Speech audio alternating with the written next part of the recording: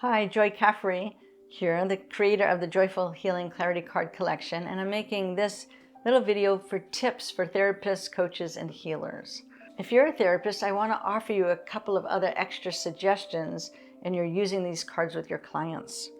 So as your clients are looking at the cards and flipping them over, I want you to notice how much they're talking or silent as they're flipping the cards over. That's going to cue you into how introverted or extroverted they are.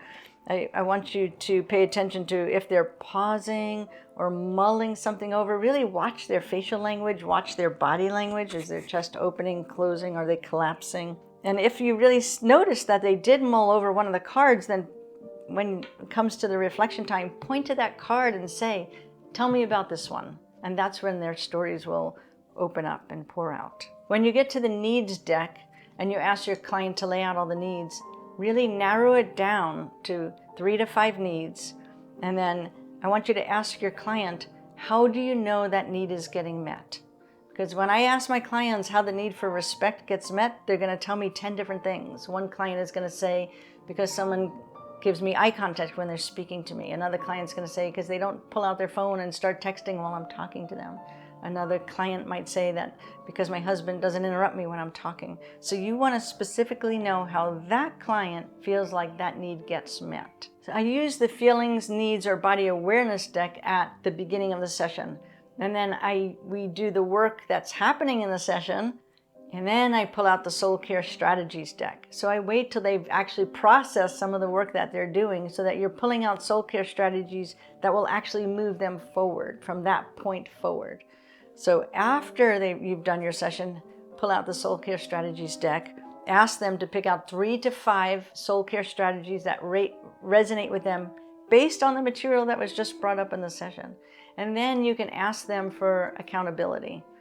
And so they could come back and tell that to you in your next session. If you're a coach, you can ask them for more specific accountability if they followed through with that soul care strategy. If you're a couples counselor or therapist, I want to offer you these recommendations. It's actually fascinating to watch couples use these decks of cards.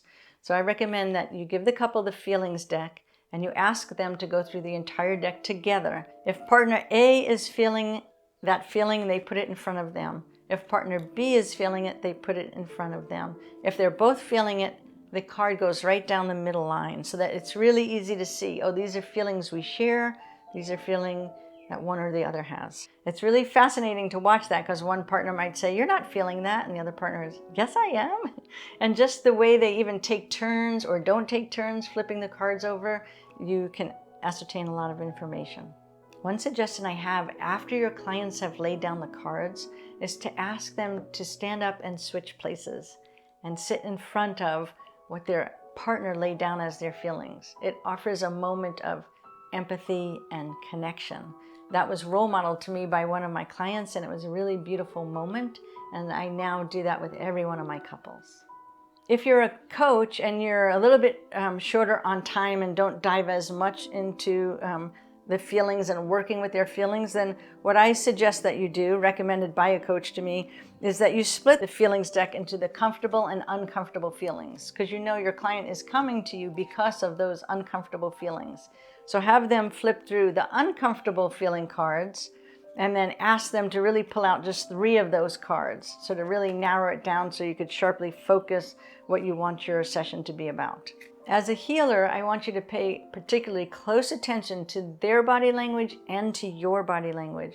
I want you to watch what is happening to you as your clients are laying out the cards, because you are tuning in and you are an instrument for mirroring to them what's happening and to ascertain information on those subtle body levels. I've used these cards in workshops where I've either had people partner up together or working in a group. If one person is trying to work through an issue or a challenge, the rest of the group can empathy guess what that person might be feeling.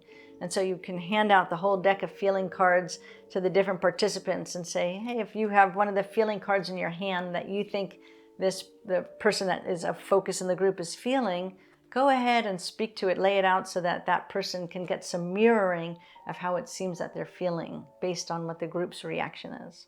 I hope that you have found one or more of these tips helpful and that you will find more ease and flow in your sessions with your clients. Thanks for your purchase, and let me know if you have any feedback of new ways that you're using these cards with your clients.